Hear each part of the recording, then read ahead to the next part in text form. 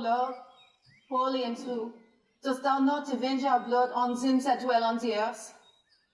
Or have the iniquities of our ancestors lifted your righteous arm, visiting the sins of the fathers upon the children, unto the third and fourth generation of them that hate you? Is the curse of Psalm 5, verse 9, all that has been left for our portion? Please pardon now the intermarriage of my ancestors, the Habsburgs. Hadn't my mother made your ways known to her 12 children, that we should walk in them? Please forget, O Lord, the immorality of the house of Bourbon's kings. For it was King Louis XIII who said, I have loved war too much.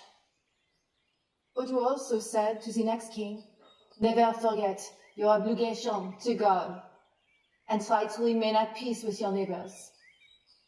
Let the suffering that was old begin to depart.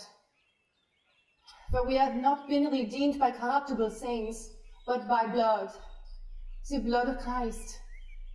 Have mercy on me, for I am shaken by the succession of blows. Now let the words of 1 Peter 4:15 be at play. If any man suffers as a Christian, let him not be ashamed, but let him glorify God on his behalf. I commit all into your hands.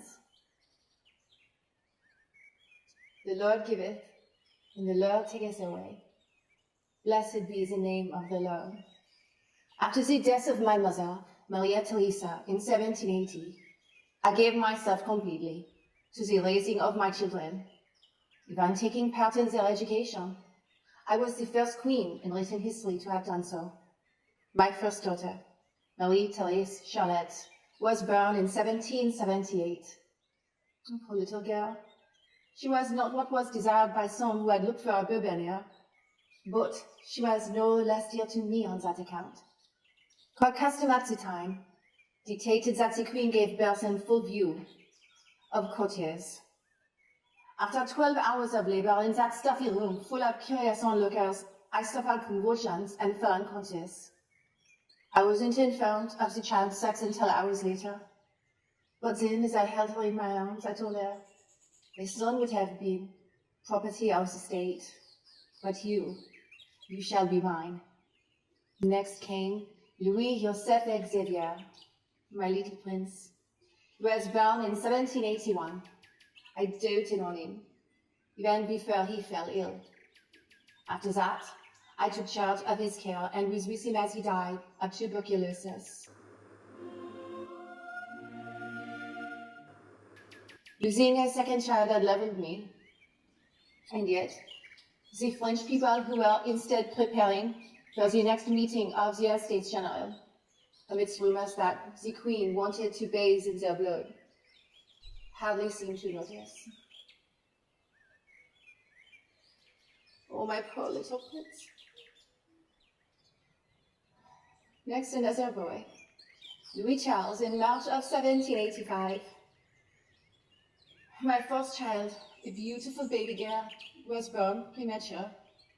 We buried Sophie Beatrix of France just 1 month shy of her first birthday.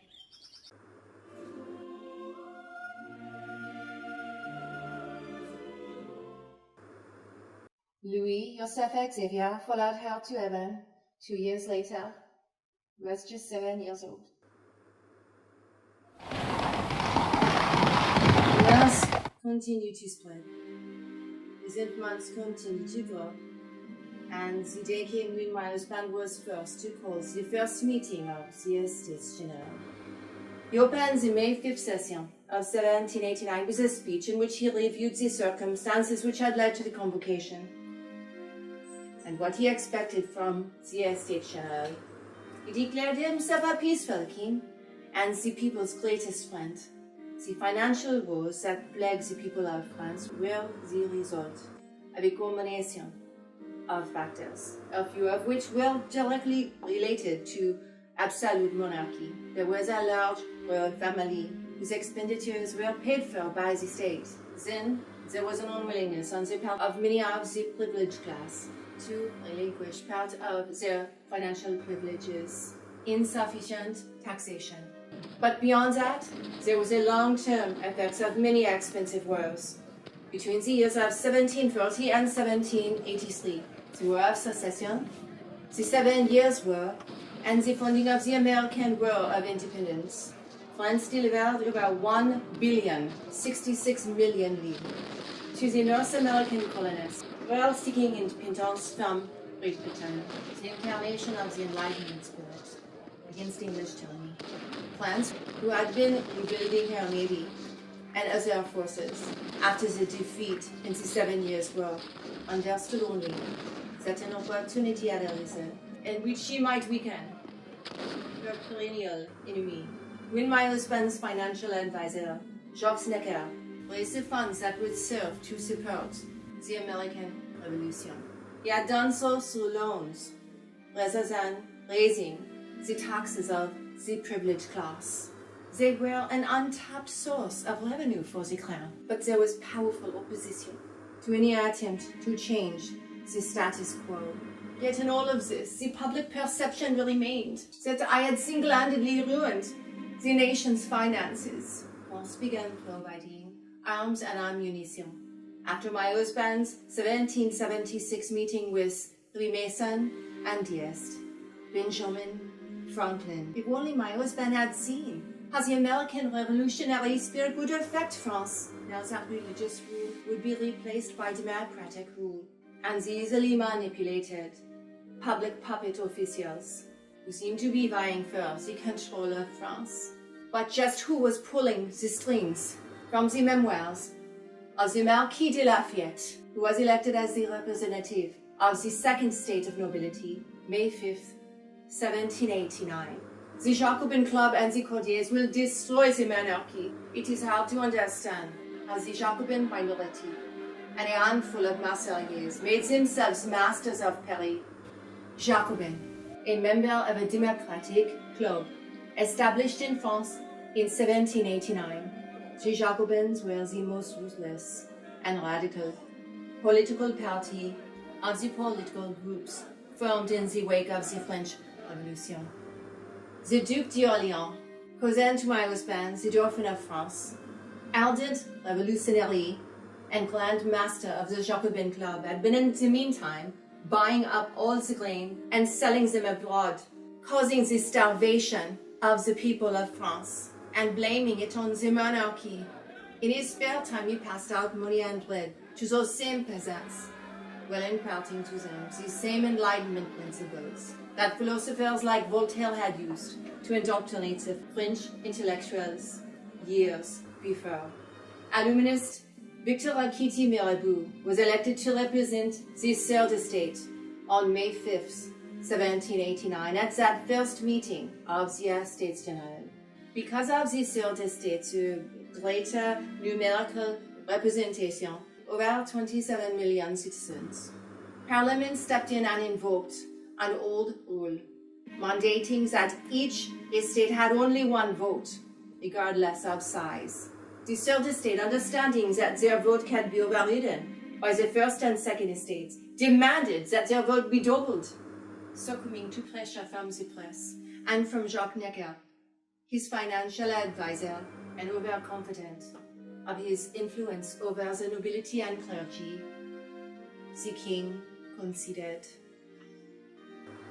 The king had gravely misjudged the situation, and the interests of the monarchy were outvoted by proxy, as the three estates reached a stalemate, resulting in the swaying of members of the First and Second Estates, who felt they had more power to lose to the Third Estate than they stood to gain from the king, moved toward the mounting influence of the Third Estate, who are now calling themselves the National Assembly.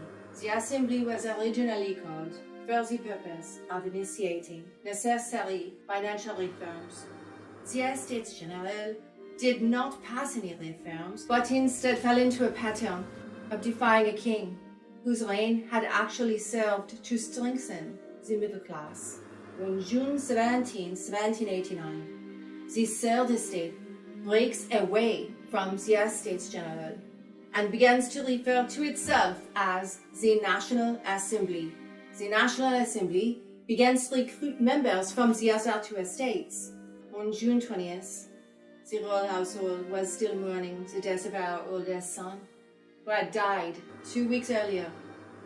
The third estate, now known as the National Assembly, has repeatedly defied orders to meet separately and is locked out of a meeting of these three estates at Versailles by Jacques Necker.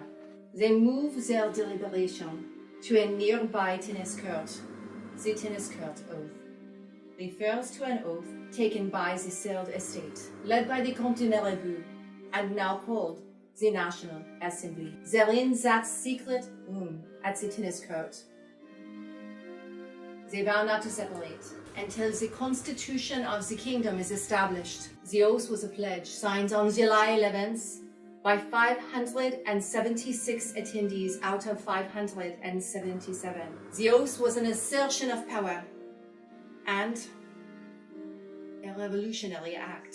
The National Assembly invites the other two estates, but makes it clear that they will conduct the nation's affairs with or without them. The National Assembly makes their own laws, running the country. This forces the king to order the clergy and the noble class to join the third estate in the National Assembly.